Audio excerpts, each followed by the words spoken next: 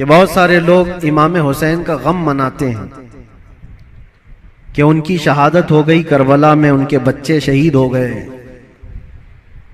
और उनका पूरा खानदान जिस आजमाइश में मुब्तला था। ये सब बयान करने के बाद रोते हैं, धोते हैं, सब कुछ है। गम फितरी बात है, जो भी सुनेगा उसको गम होता है।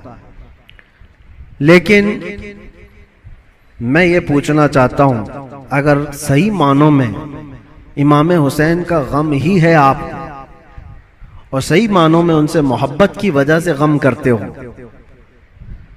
करबला के वाकयात सुनने के बाद आंखों में आंसू आ जाते हैं, तो कभी अपने चेहरे पर नजर डाल करके भी देख लेना, क्या ये हुसैनी चेहरा है या नहीं है। गम हुसैन का तो है, चेहरा हुसैन का क्यों नहीं है। बड़ी बात है मेरे अजीज, तुम्हारे कहने में और करने में फर्क नहीं होना चाहिए।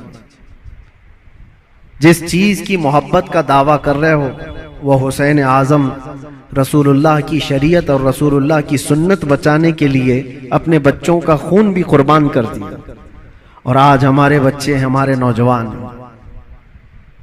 दिन भर न जाने कौन से ऐश में मुब्तला रहते हैं। नशा की जिंदगी, ताश के पत्तों में, शराब की बोतलों में।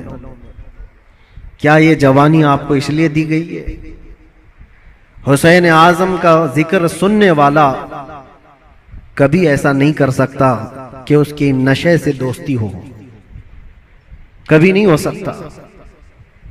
कभी याद करो कि 3 दिन के भूखे और प्यासे सब्र के उस पहाड़ को।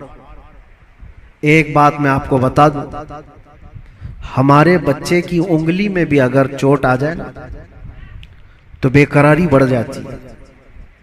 मैंने देखा है, मेरा 1 साल का बेटा, दरवाजे में उंगली उसकी फंस गई थी, उंगली कट गई थी, तो लेकर दौड़े डॉक्टर के पास। डॉक्टर जब सुई से टाके लगा रहा था, बच्चा चीख मार रहा था, चिल्ला रहा था, और सच बताऊं मजबूत दिल होने के बावजूद भी हमारे पैर कांप रहे थे। बार बार ये दिल कर रहा था कि बच्चे को थाम लूं। डॉक्टर और नर्स हमें आने से मना कर रहे थे, आप दूर खड़े रहिए, इलाज कर रहे हैं। उंगली के टाके देखा नहीं जाते हमसे अपने बच्चे के। वो इमाम हुसैन 6 महीने के बच्चे को लेकर जब यजीदियों के सामने आए, सिर्फ पानी के एक कतरे के लिए, और उन यजीदियों ने दूर से तीर चलाकर इमाम हुसैन के बच्चे को शहीद कर दिया। गले में तीर चला और खून का फव्वारा निकलकर इमाम हुसैन के चेहरे पर लगा। जानते हो मेरे अजीजों, अपने हाथों में उस बच्चे को लेकर क्या उन्होंने रोना धोना किया? नहीं, अल्लाह की बारगाह में पेश किया और अर्ज किया कि मौला मेरी ये छोटी कुर्बानी भी कबूल फरमा ले। क्या इतना जिगर है किसी के पास? एक तरफ भांजों के, भतीजों की लाशों को देखना, अपने भाई की, सगे भाई की लाश देखना, बहुत सब्र किया। लेकिन कभी आप सोचते हैं ये सारा सब्र किसके लिए था? इसलिए था कि हुजूर की शरीयत हम तक पहुंच जाए, आने वाली नस्लें सीधे रास्ते पर चल सकें, इसलिए इतनी बड़ी कुर्बानी थी। और अगर आज हमारा नौजवान सीरत हुसैन पर नहीं चल सकता तो फिर वो गमे हुसैन मनाने का अहल भी नहीं है, वो करबला सुनने का अहल भी नहीं है।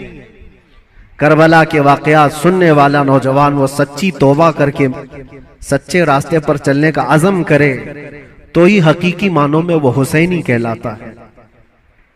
और आपको पता है हुसैन आजम के साथ कौन था करबला में?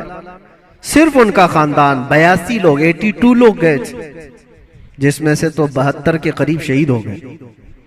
औरतें बची थी, आपकी बहन और आपकी बीवी, आपकी बेटी, या औरतें जब कैदी बन करके जा रही थी। लोग उल्टा सीधा बयान करते होंगे, लेकिन सही मानों में रिवायत यह है कि उन अहले बैत की खवातीन को उस हालत में भी पर्दे में देखा गया है। अहले बैत की कोई औरतें बेहिजाब नहीं थी, वो अपने पर्दे की पाबंदी कर रही थी, जैसे चाहे वैसे।